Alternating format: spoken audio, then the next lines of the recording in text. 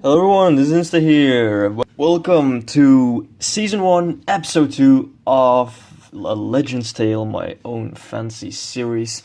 Last episode we were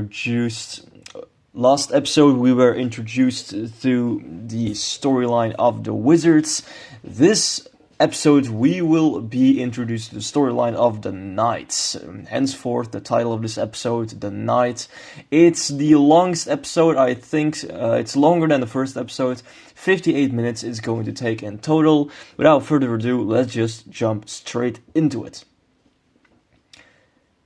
It's just an ordinary day in the Boglands. The Boglands is the area of land that is just outside the world's beginning. The sun never really shines here. It's almost as if an endless formation of grey clouds covers the land to make it seem more grim and depressing. Swamps, rivers, humid vegetation, some forests, but mostly flat fields of grass dominate the Boglands. In the midst of some of these fields stands a knight, Ryland. Ryland is a man at the end of his 20s and in the prime of his life. A very skilled fighter with great respect of his fellow soldiers. They say he's one of the best serving in the royal army of the Queen. He stands in the midst of a field, waiting, sort of enjoying the quiet nature. A group of riders come out of the woods towards Ryland, claiming that they have spotted the enemy coming their way. Ryland jumps on his horse and they all ride off. It doesn't take long before they reach their military camp. A huge base surrounded by trenches, guard towers, and traps. Ryland and the rest ride in the camp as they are greeted by their fellow soldiers and knights. Ryland dismounts his horse as he is met by Sarah, a fellow and slightly older knight. Sarah also has a good career going on in the royal army. Although she doesn't have the same status as Ryland, she doesn't aspire to. She knows that she is doing her duty, and that satisfies her. She's good friends with Ryland as he tells her that the enemy has been spotted and that they are marching towards them. Sarah immediately takes him to the main tent where all the other high-ranking knights are, including their commander, Sanford. Sanford is the pinnacle of what a true military commander should be. He's at the end of his 50s, but with a huge career behind him. He's been loyal to the Queen for many years and is known for his fierce ways towards his enemies and undying loyalty to his friends. He has a good relationship with Ryland, Sarah, and pretty much all the other knights and soldiers in the army, as they all respect him very much. Ryland immediately tells everyone the news. Their enemy is nearing and will strike at any given moment. The enemy is Cadmus, a man also in his 50s, believed to have a fierce and brutal way in battle, with only war on his mind. They call him the King of the Barbarians. As the common folk grows up in the cities or in the settlements, barbarians grow up in the wilds. They have mastered their senses and can use nature to their advantage in numerous ways. They are almost undefeatable if the royal army has to face them in their own territory.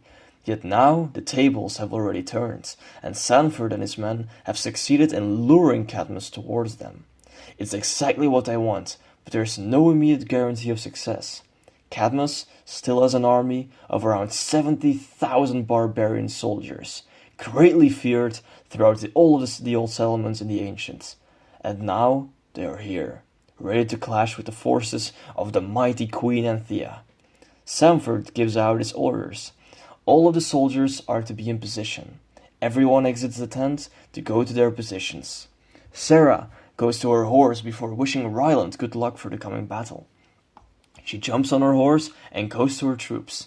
As Ryland watches her ride away, they can hear the massive approaching barbarian army nearing from the distance. The ground starts to tremble slightly, and war chants can be heard from the woods. Ryland wishes the other commanders good luck as well. Sanford also jumps on his horse and orders the men to ready the artillery. Dozens of soldiers ready a series of catapults reinforced with steel. Several strong ballistas with huge spears are also being readied, as hundreds of archers also get to their positions. Ryland arrives at his troops, 10,000 infantry soldiers, all armed with steel swords and shields. Ryland orders them to get ready as the barbarian army is coming closer and closer. Several soldiers are getting scared, which Ryland notices, but he urges them to remain calm. The huge royal army is fully prepared and ready.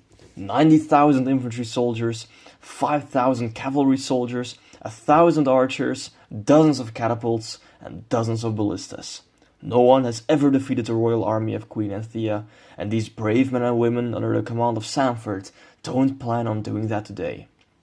The whole army is completely silent as a huge barbarian army is heard coming closer and closer. Eventually, through the trees of the forest, come marching tens of thousands of barbarians, all yelling and shouting at the royal soldiers. Ryland, Sanford, and everyone else remain as calm as possible. In the midst of the huge barbarian army sits Cadmus on his horse. Next to him sits his fierce and most trusted ally, Octavia, who is his second in command. They both look at the royal army in silence. They know they are outnumbered, but that doesn't scare them. Meanwhile, Sarah rides on her horse to a squadron of several dozens of soldiers in the woods. She arrives and urges them all not to be afraid. They are all in this together, and they will succeed in the name of the mighty Queen Anthea. All the soldiers cheer for Sarah as they all ready to charge. Sanford looks at all the barbarians and then orders his archers to aim, which they do. Then, after a few seconds wait, they fire their arrows. Several barbarians get killed, but it seems that for the most part they are out of range. Cadmus orders Octavia to go to her position, which she does, as she rides away on her horse. Cadmus then draws his battle axe and orders all of his men to stand ready to attack. Ryland hears the war chanting increasing and orders all of his men to stand by in defensive positions. All the royal soldiers hold their shields up high. Suddenly, a horn is heard from the forest, and thousands of barbarian horse riders come charging out of the woods, including King Cadmus. Ryland orders all the royal soldiers to hold tight. The horse riders come charging straight at them, but suddenly the ground collapses in front of them.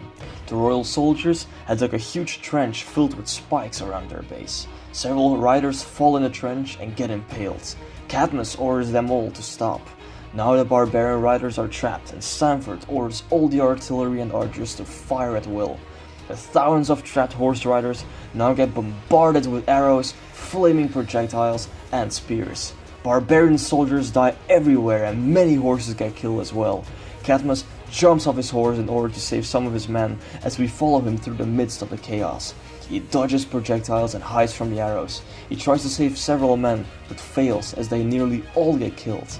Suddenly, out of the woods come flying thousands of arrows. The commanders of the royal army, including Ryland, know it's too late and order all of them to take cover. Many royal soldiers now get killed by the arrows. Octavia has taken over command of the remaining barbarian troops in the woods and orders all the archers to fire at will. Then she also draws her axe and orders all the remaining troops to follow her. Cadmus is still in the midst of the chaos. Only around 1,000 barbarians are still alive with him. They all form a formation and hold their shields up high in order to shield themselves from at least the arrows. Cadmus orders them to advance while keeping their shield formation. Several barbarians now arrive with battering rams they had stashed in the woods. As they arrive, they are being shielded from the arrows. The artillery has to be reloaded, and Sanford orders them to do so as fast as they can. The barbarians have their battering ram, which is basically a huge tree with a very pointy edge. They march on as they reach a trench. Sanford shouts at his troops to reload the artillery faster, as the barbarians now have a chance to advance. Just as the catapults are reloaded, the barbarians drop their battering ram over the trench and manage to run over it. Cadmus orders all the troops to attack as they run over the tree, straight at Ryland's troops. Ryland orders his men and women to hold tight. The barbarians come charging at them wildly and clash. The royal soldiers try to push them back by using their shields, but the barbarians are very strong. The barbarian archers focus their fire on the royal artillery and manage to kill several of the men, leaving a couple of ballistas unmanned. Now another war horn is sound, coming from the west. Sanford turns his head and sees the remaining tens of thousands of barbarians under the command of Octavia charging at them, out of range of the artillery. They carry with them 3 battering rams to place over the trench. Sanford orders many archers to focus fire on them, but he knows there are too many. He takes matters into his own hands, draws his sword, and charges at the coming barbarians from the west. along with thousands of his own men. Ryland and his troops keep their positions, but their formation starts to fall apart as dozens of soldiers get killed. Eventually, Ryland sees no other option than to go all-out attack. He puts on his battle helmet, also draws his sword, and orders everyone to push the enemy back, which they all do. At the same moment, Cadmus also orders his troops to surround the enemy base. The battle is gigantic and bloody. Ryland and the other commanders, along with tens of thousands of infantry soldiers, try to push the non-stop coming horde of barbarians back to the forest. Cadmus and Octavia, however, succeed quite well in surrounding the military base of the royal army. Sanford himself is on his horseback, fighting with the barbarians alongside his commanders. All the lines have fallen except for the inner defensive circle in the middle of the military camp. Octavia is also using her rage and skills to kill dozens of royal soldiers. She sees Sanford on his horse, picks a spear and throws it at him, only hitting his horse. Sanford falls on the ground with his horse as Octavia comes running at him. He picks his sword and the two of them duel in the midst of the battle. Cadmus succeeds in getting his troops over the trench. Ryland also uses his great skills to kill dozens of barbarians, but the barbarian horde seems never ending. The barbarian archers keep on firing at the royal soldiers from in the woods. Suddenly, they get attacked by Sarah and her squadron, who manage to flank the barbarian archers without them knowing. They quickly kill all of them. She orders her men and women to pick up the barbarian bows and arrows and go towards the tree line. She orders all of them to fire at will at the barbarians, which they do. Suddenly, dozens and dozens of barbarians get killed by arrows coming from behind them. Cadmus notices this and orders his troops to stop them. However, all his troops are already in battle. To go back to the tree line to stop the archers would be suicide. Sarah keeps on ordering her archers now to fire at the barbarians. Ryland sees this and uses his strength to encourage his troops to push the barbarians back. Cadmus, however, keeps on urging his troops to fight back as well, but the tables are clearly turning. Octavia is still fighting with Sanford, both injuring one another. Sanford slices in Octavia's arm while she manages to slice Sanford's cheek. Suddenly, Octavia sees how a huge part of her troops are falling back. The royal archers and artillery are fully manned again and start firing at the troops of Octavia and Cadmus. Octavia orders them all to fight back, but it's a lost cause. Dozens of royal soldiers jump in to defend Sanford, forcing Octavia to retreat as well. Cadmus sees how all of his troops are slowly pulling back into the woods. He looks in disbelief. The barbarians are being fired upon by all sides. Sarah keeps on ordering her squadron to fire from the tree line as the artillery fires projectiles and spears from the other side. Ryland's troops succeed in pushing almost all of the barbarians back over the trench. Cadmus tries the best he can, but he knows there's no way they can win this now. Then he comes face to face with Ryland. They both have a stare down. Ryland looks at Cadmus, almost urging him to surrender, but Cadmus then swings his battle axe and the two of them battle. Cadmus uses every bit of strength and energy that is left in him, while Ryland uses his agility to dodge his axe.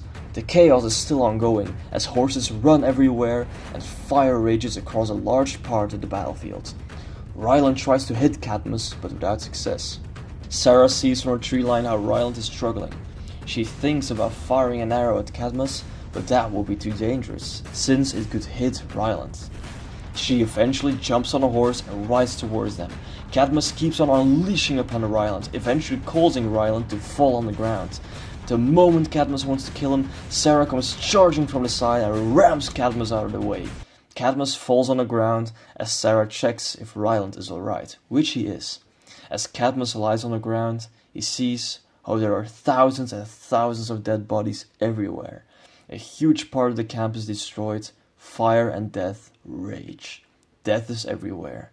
He eventually gets up, jumps on a horse, and rides away into the forest along with all the other barbarian troops. The battle is won by the royal army. However, several thousands have died. Everyone still cheers. Sanford gives a speech to the whole army.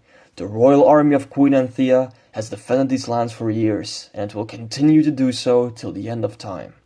Whoever may stand their way, No one will ever match the shield of steel that is the royal army of Anthea. Everyone cheers, including Sarah and Ryland. Afterwards, several soldiers also praise and cheer for Ryland, who has proved himself to be a great inspiration for them during battle. Ryland thanks them, but also urges them to applaud for Sarah. Without her clever flank maneuver, they may have never had a chance of turning the tides against Cadmus and his troops. That night, all of the dead are burned as a huge funeral for the fallen is held. No speech is given, no words are said. The remaining 75,000 soldiers all stand around the burning wooden piles on which the bodies are placed. Some men and women sing a song for the fallen, as the wretched all watch in silence, out of respect for the dead. Afterwards, there is a great feast where everyone celebrates the victory. Everyone drinks and amuses themselves, as they have a great victory to celebrate. Ryland is visited by Samford, who congratulates him. A messenger has already been sent to Queen Anthea at her fortress to inform her of their victory. Ryland is pleased, but there is clearly still some part of him that's unsure if this really is the time to celebrate. After all, Cadmus, his right-hand woman Octavia, and the rest of his army are still at large. They might regroup and reform. Samford assures Ryland to remain calm. They have crippled the barbarian army severely and broke their spirits, especially that of their king Cadmus. If they ever plan on launching a counterattack, it won't be tonight. Samford finishes his drink and urges Ryland to enjoy himself tonight, before leaving. After a while, Ryland goes to Sarah, with who he has a fun chat. They both have a good friendship. As the conversation goes along, there are some subtle flirtations to be seen as they compliment each other. They both don't go through with it, however. Ryland eventually goes outside and walks around the camp. He's not really the type of man to get drunk after a huge fight. As he wanders around, he hears thunder from the distance. However, there are no clouds above. Several soldiers all stand on a small hilltop, all looking in the same direction. Ryland joins them and sees how they are looking at a far distance. Over the mountains, hundreds of miles away, they see lightning strikes and thunder clouds, but far more intense than usual. Ryland asks what it might be, but then a woman soldier says that the place where the lightning and thunder are taking place is called the World's End. It's a place many people believe is the resting place of a great evil. Another soldier immediately doubts this, saying that they shouldn't believe common folk legends and myths. Another soldier counters this again, saying that there are reports from the old settlements of missing persons every week again. Several soldiers find this unsettling, while others think it's all just coincidence. Ryland doesn't really know what to believe. He just stares at lightning and thunder in the distance. It's beautiful, but somehow also a disturbing sight. The World's End, they call it. The resting place of an evil so terrible even wizards themselves fear it. Or so that's what he has heard. Anyway, it's happening hundreds of miles away. It's none of their business. They all go back to the tents to continue the feast. The next morning, Sarah wanders around and finds Ryland practicing in the woods on his own. Ryland, being one of the best swordsmen alive, shows a lot of dedication. They both have a fun chat again, as Sarah confronts him with the fact that he shouldn't be so strict all the time. Ryland counters this by saying that he's simply being focused. Sarah eventually challenges him to a duel. Ryland laughs, but does accept. They both have a duel in which they show their different skills to one another. Ryland is very agile and fast, but doesn't have that much strength on his side. Sarah, on the other hand, is slightly stronger, but doesn't have as good reflexes as Ryland does. Sarah wins the first round, but Ryland wins the second and the third one. Their fun chat again changes into a bit of flirting right before Sarah goes back to the camp. Ryland stares at how Sarah walks back, clearly showing some interest in her, as she also does in him. Sometime later, in the main tent, Ryland, Sarah, Samford, and some other knights and officers discuss their next plan. Their scouts have reported that Cadmus is regrouping with the remaining 25,000 soldiers he has left. Going after him would be a foolish thing to do. The barbarians are way too outnumbered, and since they have moved closer towards their homelands, maybe that means Cadmus has only regrouped so that he can move all his troops back to their home. Thus, he might want to consider peace. Sanford decides to go back to Anthea's fortress to discuss with her personally what they should do next. Several soldiers think it's a better idea to hunt all of the barbarians down, but Ryland agrees with Sanford. The battle of yesterday showed that the army of Anthea is a force to be reckoned with. They are heavily outnumbered, poor on supplies, and low on morale. Perhaps they have learned their lesson, and there's no need for further bloodshed. Sarah also agrees. They all rest the case for the time being. Afterwards, Sanford takes Ryland aside and tells him how he is his most trusted man. The chances of Cadmus retreating to his home are very high, but still they can't take any risks. He asks him to take around 20 of his best men and women and lead a scouting party into the woods to see if Cadmus might have set up some surprise parties in case he does plan to attack again. Ryland agrees and rallies 20 of his best soldiers. Sarah sees this and asks if she could come too, but Ryland assures her that they will be fine. When she asks what Ryland has to do, he says that it's a secret mission. Sarah laughs and kind of plays along with Ryland. The rest of the army readies themselves to depart back to the fortress of Queen Anthea. As everyone readies, Ryland and Sarah say goodbye. They have a couple of last laughs before parting their ways. Sarah does ask Ryland to look after himself, showing some level of concern. Ryland smiles and urges her that they will be all right. Several men and women jump on their horses and blow on the royal war horns to announce the departure of the royal army. On the sound of these horns, the entire army under the command of Sanford departs for the fortress of Queen Anthea. Sarah also rides with them, while having one last look at Ryland and his 20 soldiers at the tree line. As they see how the army rides away, Ryland and his squadron depart in the opposite direction, into the woods. As they depart into the woods, the whole landscape is shown of the boglands. The mountains that rest beside it, it's a beautiful sight. All the while, lightning still strikes far away at the world's end. Whether you believe in the myths or legends or not, about what they say about that place, something is most definitely going on there. Alright everyone, that was episode 2, season 1, The Night. A very action-packed episode, a completely different episode when you compare it to the last one. The last one really had this adventure vibe to it. This really was a war episode, but then again it's really to show you how the war conflict is between the royal army of the queen and the barbarian army, of course. And I thought, what better way to show this conflict than to have this big battle that pretty much covers like at least the first half of the entire episode. I'd say around 50 to 60% of this whole episode is the battle in the beginning. Afterwards, we have some celebrations, we have some slight characterizations. Not that much, because it's really, as I mentioned numerous times, this whole season really is mainly to introduce the story, to introduce the characters.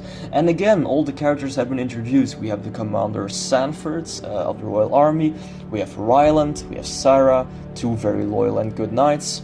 We have some mentioning of the Queen Anthea, which is of course the ruler of the whole of the Ancient, who sits in her fortress. We have some hints at her, but no actual appearance. On the other hand, we also are introduced with the barbarians under command of King Cadmus and his right-hand woman Octavia, both also very fierce in battle. Cadmus lost a devastating defeat, however, and they're forced to fall back. More on them in the next episode, because the next episode is going to be centered completely around the barbarians. So yeah guys, hope you're enjoying it so far. Stay tuned for the next episode. See you guys later.